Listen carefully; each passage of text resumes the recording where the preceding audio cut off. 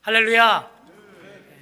오늘도 거룩하고 복된 주일 아침 주님의 전에 나오신 모든 성도님들 주의 크신 사랑으로 환영하고 진심으로 축복합니다. 오늘 하나님께서 저와 여러분에게 예비하신 특별한 은혜가 있는 줄 믿습니다.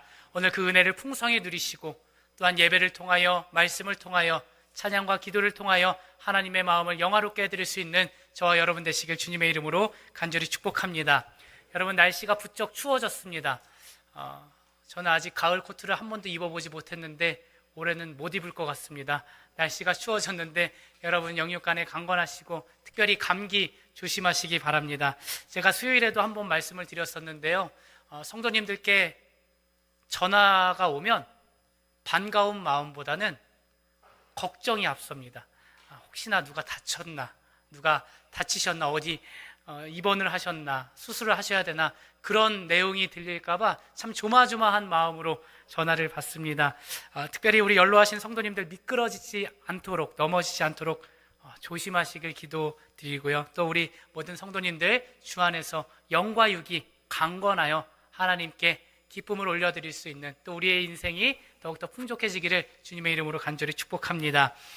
저희는 요즘 긍정적인 믿음으로 기적을 경험하라 라는 시리즈로 함께 말씀을 나누고 있습니다. 오늘은 그 세 번째 시간, 다른 사람을 향한 긍정적인 믿음이라는 제목으로 하나님의 말씀 선포하도록 하겠습니다.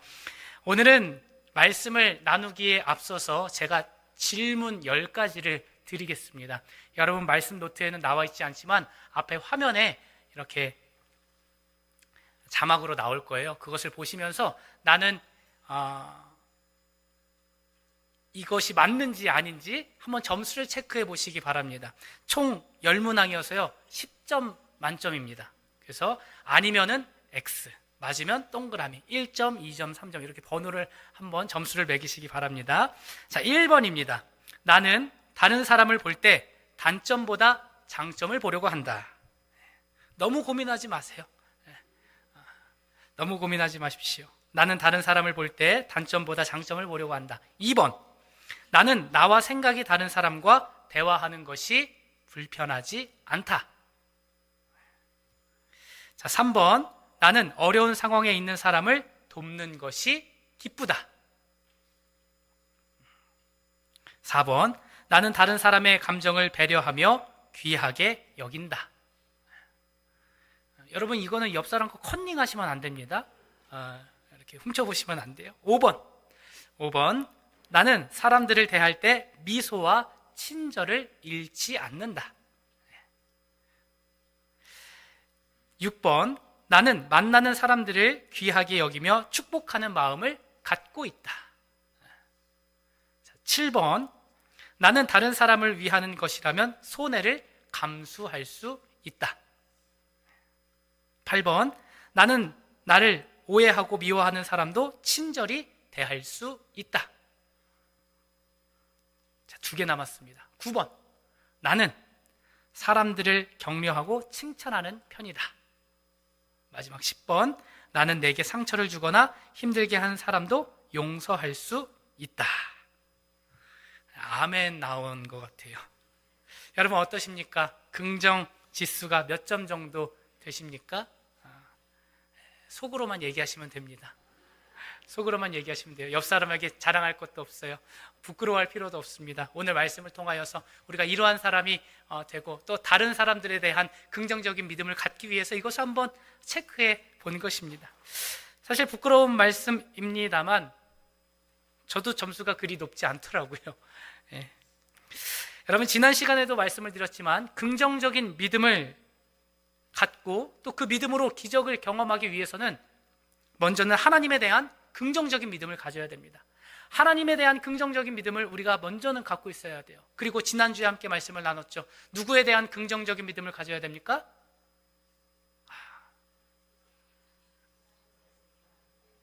누구에 대한 긍정적인 믿음을 가져야 돼요? 첫째로는 하나님이고요. 둘째는 지난주 설교를 다시 하도록 하겠습니다. 나 자신에 대해서 긍정적인 믿음을 가져야 되잖아요. 나를 창조하시고 나를 이 세상의 만물로 보내시고 또한 하나님의 아름다운 걸작품으로 만드신 그 하나님을 인정하고요. 그리고 그 손으로 지음받은 나 자신을 향해 긍정적인 믿음을 가져야 된다라고 말씀을 드렸었죠. 자, 그 다음에는요, 우리는 나와 함께하는 다른 사람들에 대해서 긍정적인 믿음을 가져야 됩니다. 왜냐하면 우리의 인생은 나 홀로 살 수 없기 때문입니다. 이 중에서 누가 나 홀로만 살아가는 사람이 있습니까? 함께 어우러가며 살아가고 있는 것이죠. 자, 그래서 우리는요, 나와 함께하는 다른 사람을 향해서 긍정적인 믿음을 가질 때 우리의 삶과 내가 속해 있는 공동체 안에 기적을, 하나님의 일을 경험할 수 있게 된다는 것이죠. 자, 그렇다면 오늘 다른 사람을 향해 긍정적인 믿음을 갖기 위해서 우리가 무엇을 해야 될까요? 우리에게 필요한 것은 무엇일까? 4가지로 함께 은혜를 나누고자 합니다. 첫 번째로는요, 나와 함께 하는 사람들을 향해 사람들을 하나님의 작품으로 보아야 됩니다. 나와 함께하는 믿음의 사람들, 또 직장 생활하는 사람들, 또 학교에서 함께하는 사람들, 그 모든 사람들을 하나님의 작품으로 보아야 합니다. 지난주에 말씀드렸잖아요. 우리는 하나님의 작품이다. 하나님의 걸작품이다. 하나님의 걸작품이다. 창세기 1장 27절 말씀을 보면 하나님이 자기 형상 곧 하나님의 형상대로 사람을 창조하시되 남자와 여자를 창조하시고, 아멘. 내가 하나님의 창조물이잖아요. 우리가 하나님의 창조물이잖아요. 하나님께서 우리를 친히 지으셨고 우리에게 영을 부으셨고 생명을 우리에게 부으셔서 우리는 살아있는 하나님의 자녀가 될 수 있는 것이죠. 내가 하나님의 작품이라면, 그렇다면 우리 옆 사람들도 하나님의 작품이라는 것이죠. 하나님께서 친히 지으신 존재가 바로 우리 모두라는 것입니다. 여러분, 그런 의미에서 우리 옆 사람에게 이렇게 인사해 줍시다. 이렇게 알려주세요. 당신은 하나님의 걸작품입니다 라고 함께 말씀해 주세요. 당신은 하나님의 걸작품이십니다. 하나님의 걸작품이십니다. 네, 하나님의 걸작품이십니다. 하나님의 걸작품이십니다. 나만 하나님의 작품이 아니라는 것이죠. 다른 사람들도 다 나처럼 하나님의 형상으로 지음받은 존재라는 것입니다.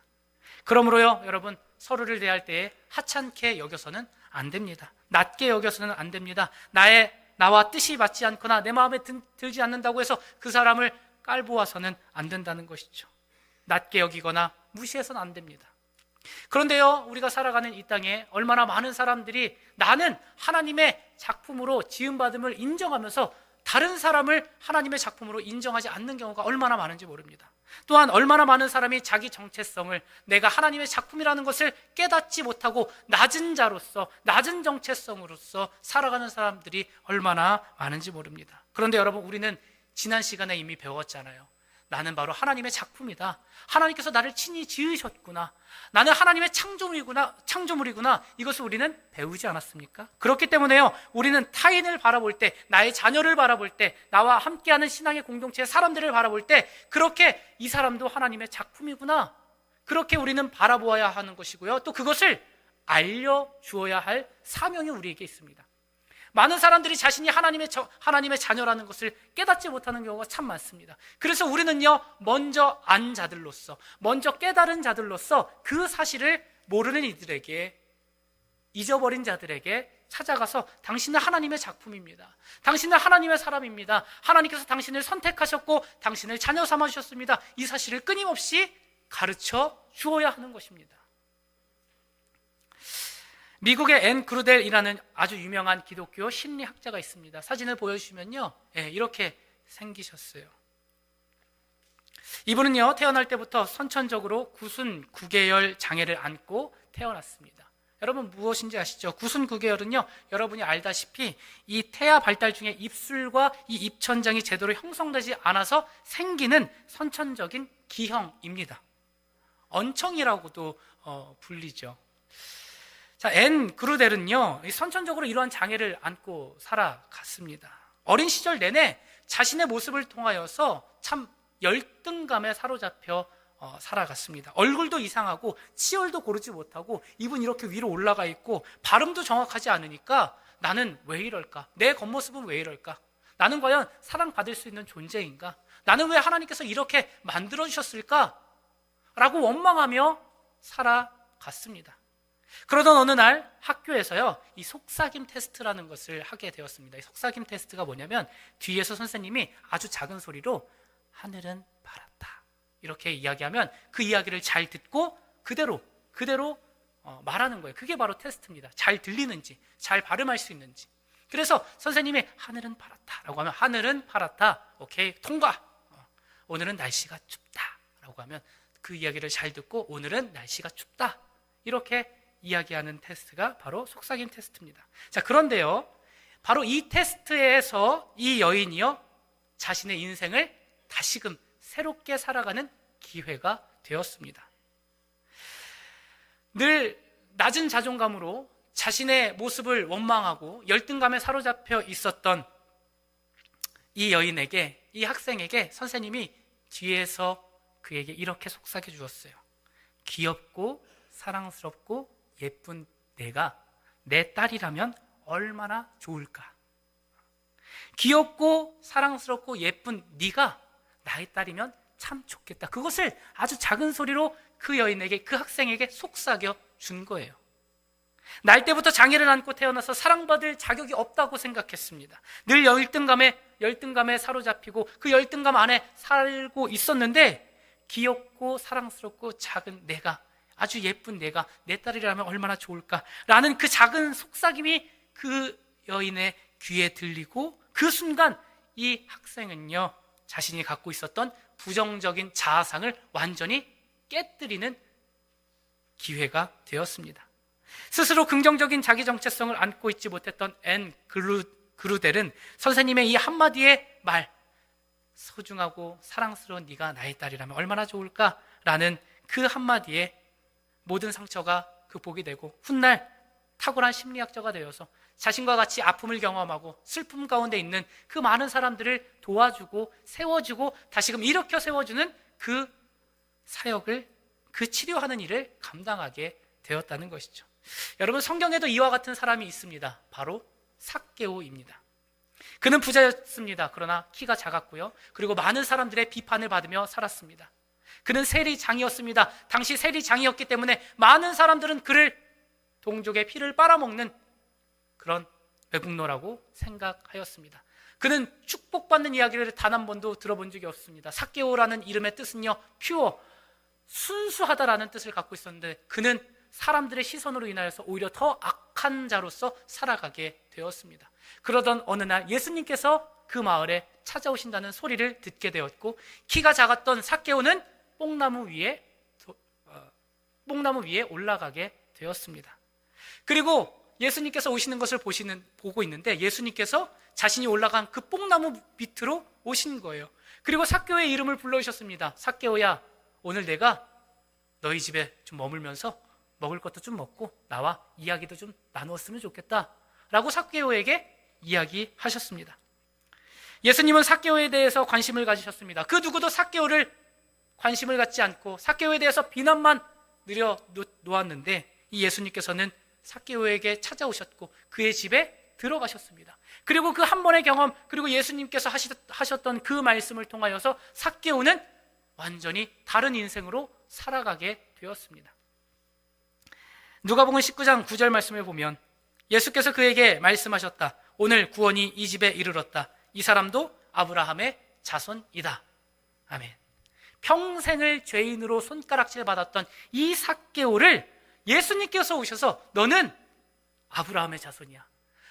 많은 사람들은 다 너가 지옥 불구덩이에 빠질 거라고 이야기했지만 너는 하나님의 구원을 받은 선택된 민족이다 라고 예수님께서 말씀해 주셨습니다. 삭개오를 향한 이 예수님의 속삭임은요, 죄인, 세리, 키 작고 못난 사람이라는 그 부정적인 자아상에서 이제는 내가 사랑받을 수 있는 사람이구나, 나도 선택받은 사람이구나, 나도 아브라함의 자손이구나 라는 긍정적인 자아상이 그의 마음 가운데 새겨지게 된 것이죠. 이렇게 자신을 보는 관점이 달라지게 되었습니다. 그러니까 세상을 보는 관점도 달라지게 되었습니다. 부정한 자신이라고 생각했던 그 삭개오의 마음 가운데 나도 선택받은 하나님의 민족이라는 것을 깨닫게 된 이후로 그는 어떻게 되었습니까? 그동안 자신이 착취했던 그 부정했던 돈들을 다 많은 사람들에게 나누어 주었죠. 그리고 앞으로 내가 살아갈 날 동안 내가 혹시나 다른 사람들의 그 돈들을 불합리하게 거두게 되면 내가 거기에 4배로 더해서 그들에게 갚아주겠다라고 그는 고백하였습니다. 예수님의 사랑의 속삭임을 통하여서 그의 인생이 송두리째 변하게 되었다는 것이죠. 사랑하는 성도 여러분, 이와 같이 한 사람의 인생이 변화되는 것은 큰 설득이나 논리가 필요하지 않습니다. 때로는 하나님 아버지의 마음이 담긴 그 작은 말 한마디, 그 한 문장이 잘못된 자아상을 갖고 있고 잘못된 정체성에 빠져 살아가고 있는 그 영혼을 구원하는 한마디로 충분하다는 것이죠.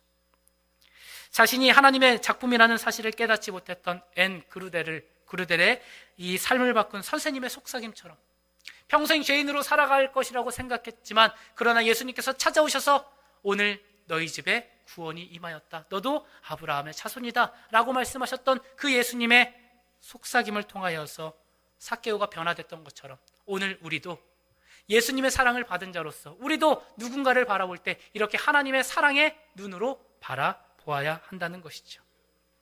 나와 함께 살아가는 사람들을 하나님의 작품으로 바라보아야 할 줄 믿습니다.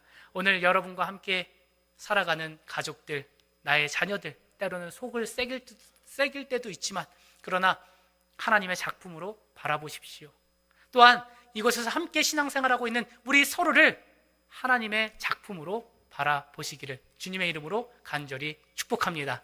자, 두 번째로는요, 사랑의 눈으로 봐야 합니다. 다른 사람을 향한 긍정적인 믿음을 갖기 위해서 우리에게 두 번째 필요한 것은요, 사랑의 눈입니다. 우리는 서로를 바라볼 때에, 상대를 바라볼 때 사랑의 눈으로 바라보아야 합니다. 여러분, 저는 저를 보셔서 아시겠지만 제 눈이 그렇게 크지 않습니다. 그래서 군대에 있을 때 오해를 받은 적도 있었습니다.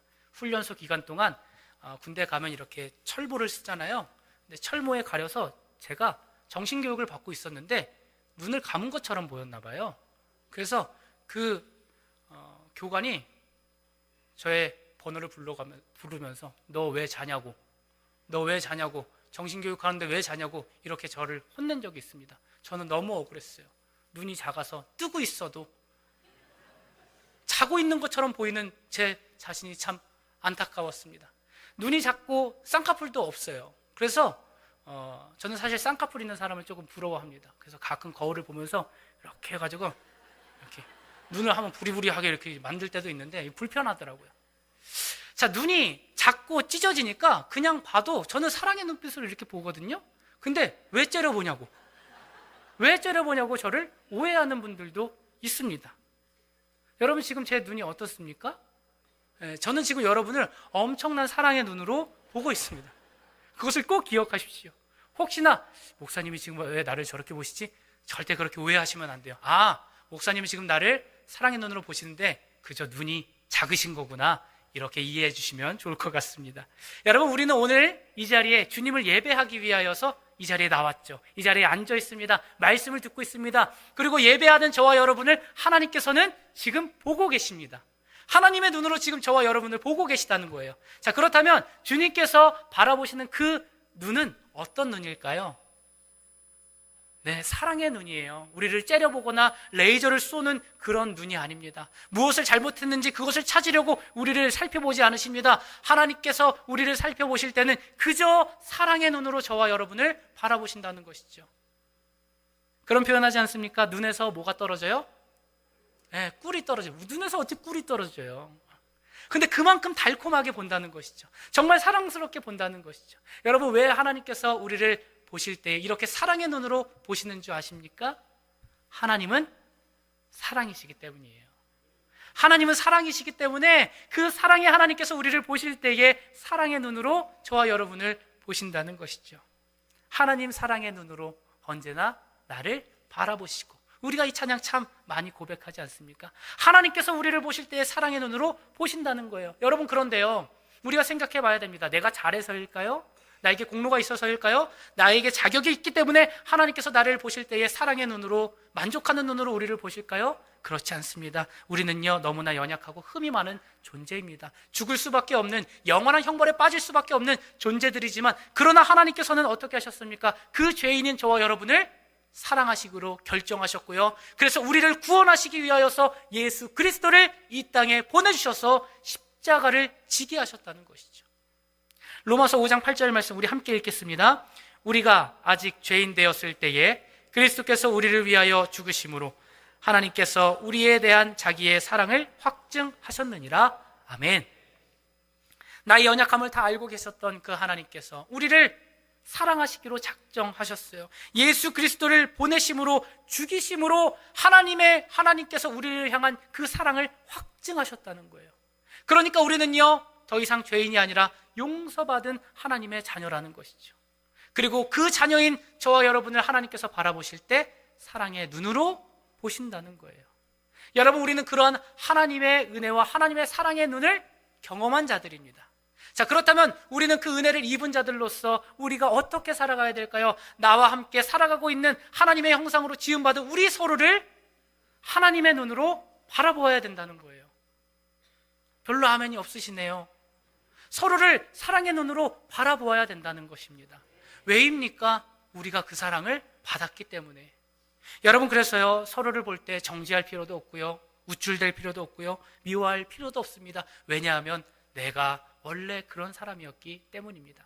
그러나 그런 나까지도 사랑하시고 그런 나를 위하여서 예수 그리스도를 보내주신 하나님의 사랑을 우리가 받고 있는 존재로서 우리도 서로를 볼 때에 사랑의 눈으로 보아야 한다는 것이죠. 한번 옆 사람 한번 봐보세요. 어떻게 보실 겁니까? 사랑의 눈으로 보셔야죠. 저는 지금 여러분을 사랑의 눈으로 보고 있습니다. 사랑의 눈으로 보셔야 돼요. 아우, 저 사람 예전에 나한테 상처 줬는데요, 이렇게 째려보시는 게 아니라 우리를 용서하신 하나님, 우리를 사랑하신 그 하나님의 눈을 가지고 우리도 서로를 바라보아야 하는 것입니다. 그때 하나님의 놀라운 일들이 이루어질 줄 믿습니다. 그 안에서 하나님의 아름다운 사랑의 공동체가 다시금 세워지게 될 줄 믿습니다. 그러므로 서로를 바라보실 때에 사랑의 눈으로, 하나님의 눈으로 바라보시는 저와 여러분 되시길 주님의 이름으로 간절히 축복합니다. 세 번째로는요, 불쌍히 여기는 마음으로 서로를 보셔야 됩니다. 불쌍히 여기는 마음으로 서로를 보셔야 됩니다. 여러분, 사실은요, 알고 보면 다 불쌍한 사람들입니다. 세상에 못된 사람 있긴 하지만 못된 사람 그렇게 많지는 않더라고요. 세상에 악한 사람도 분명히 있습니다. 그런데 악한 사람이 그렇게 많지는 않습니다. 사실은 다 불쌍한 사람입니다. 인정받지 못했고 사랑받지 못했고 또 존중받지 못했기 때문에 그렇게 자라난 것이지, 사실은 다 불쌍한 사람들인 것이죠. 그러므로 불쌍한 마음으로, 불쌍히 여기는 마음으로 서로를 보아야 합니다. 마태복음 9장 36절 말씀을 보면 무리를 보시고 불쌍히 여기시니 이는 그들이 목자 없는 양과 같이 고생하며 기진함이라. 우리 예수님께서 우리를 보실 때에, 하나님의 백성들을 보실 때에 안타까워하시며 보셨습니다. 주님께서는요, 사람들을 보실 때 시시비비를 따지지 않으셨습니다. 그저 긍휼한 마음으로 그들을 바라보셨습니다. 목자 없는 양과 같은 그들을 보시고 긍휼히 여기셨다는 것이죠.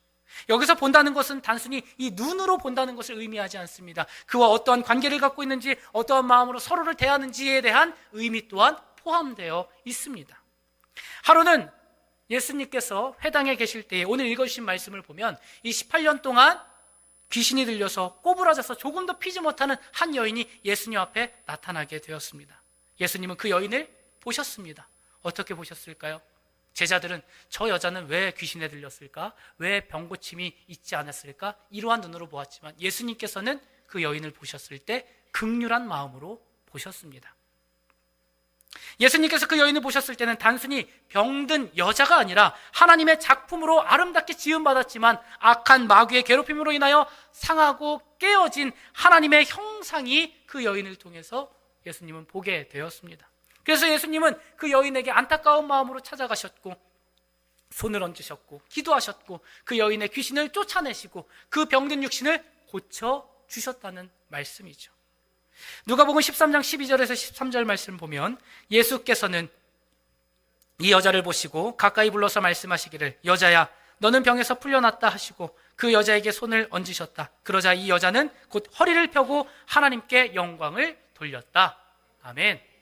이 말씀을 자세히 묵상해 보면요, 예수님께서 사람들을 어떻게 보시는지 그 시선에 대해서 구체적으로 4가지의 방법이 있음을 우리에게 가르쳐 주십니다. 첫 번째는요, 예수님께서 우리를 보실 때에 주위를 둘러보십니다. 주위를 둘러보는 거예요.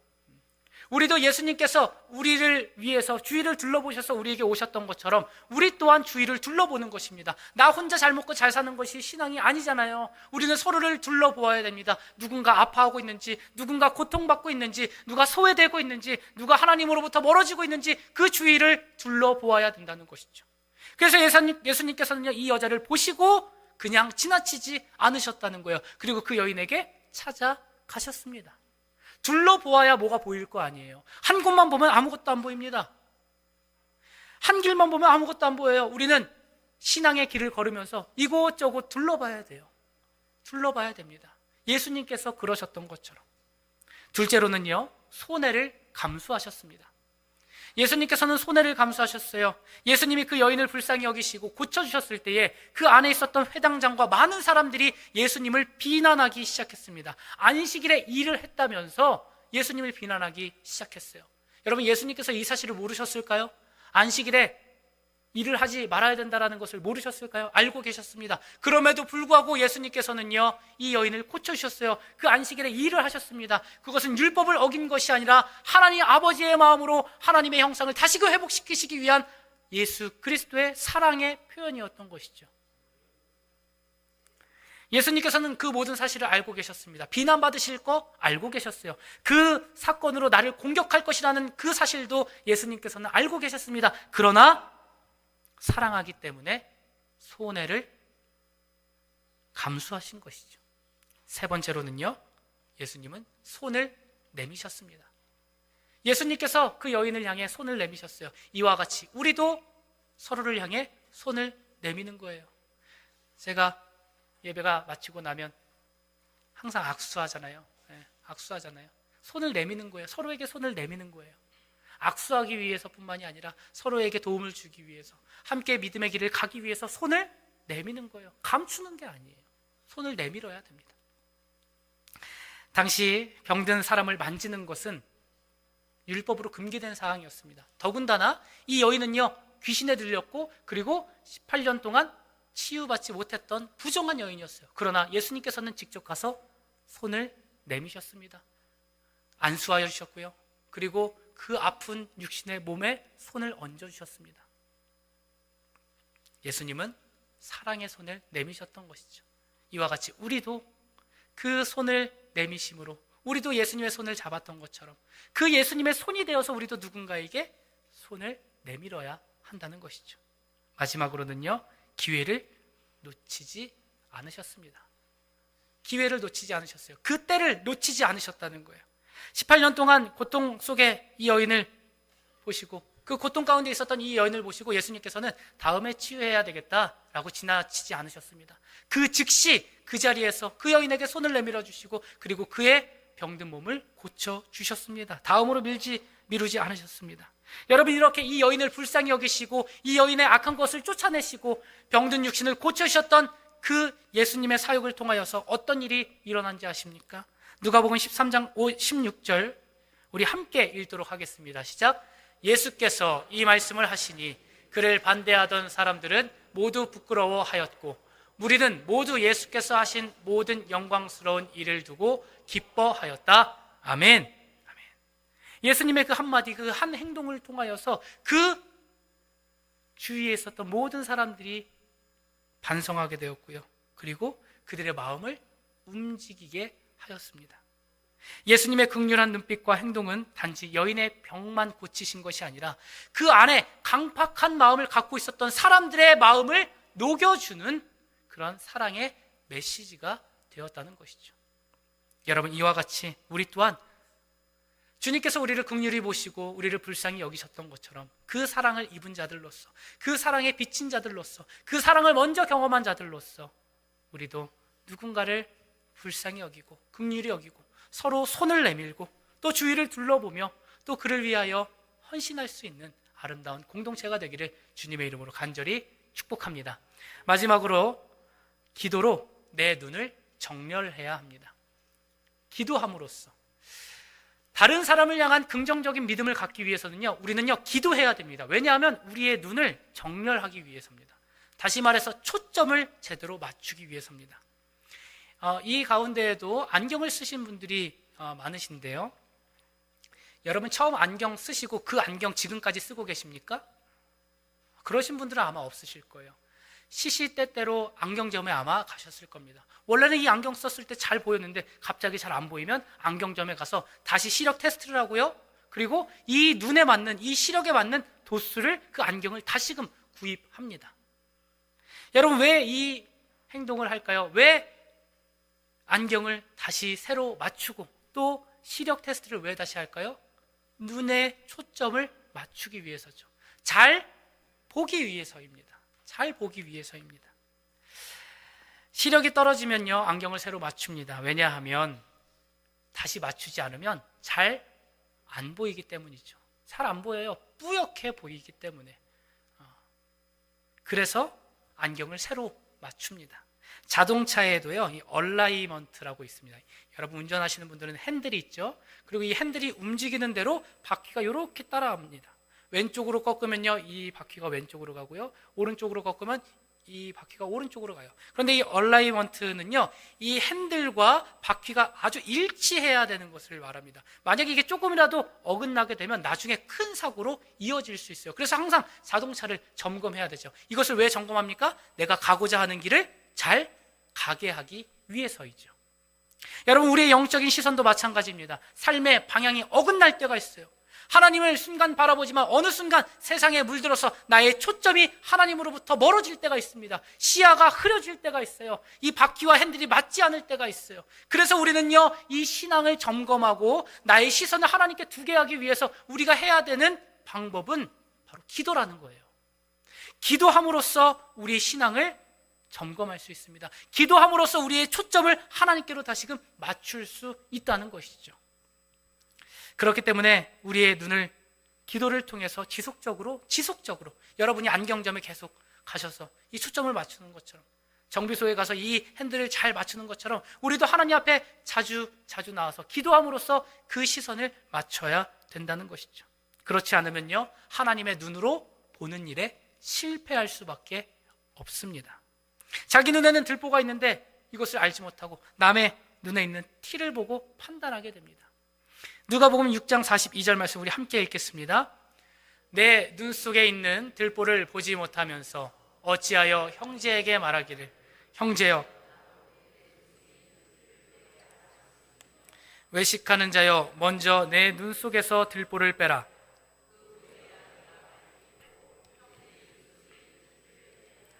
아멘. 이 말씀을 보면요 세 가지를 우리에게 깨닫게 하십니다. 첫 번째는요 먼저 나 자신을 돌아보아야 한다는 것입니다. 나 자신을 먼저 봐야 한다는 거예요.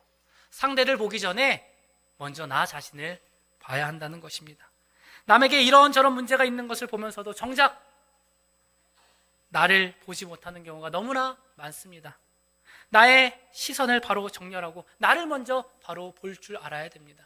내 눈에 있는 들보는 보지 못하면서 상대방에 있는 허점과 약점과 그리고 그 약함을 보고 판단할 때가 너무나 많습니다. 그런데 오늘 말씀에서는요 우리 자신을 먼저 보라는 거예요. 내 눈 속에 무엇이 있는지, 내 안에 연약함이 무엇이 있는지, 나의 안에 약함이 무엇인지 다른 사람을 보기 전에 먼저 나 스스로를 돌아보라는 것이죠. 자, 둘째로는요 다른 사람의 단점에 집착하지 말아야 됩니다.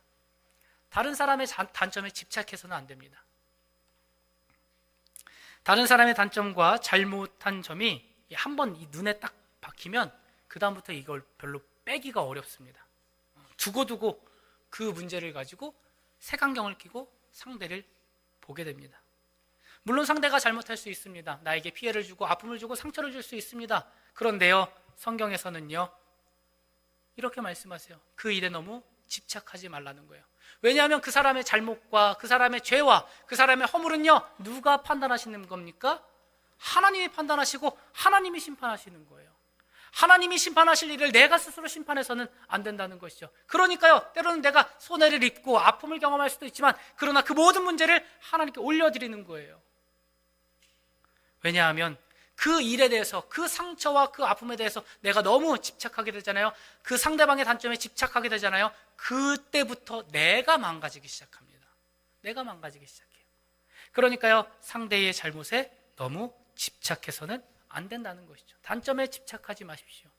좋은 점을 그래도 찾아보려고 애써 보십시오.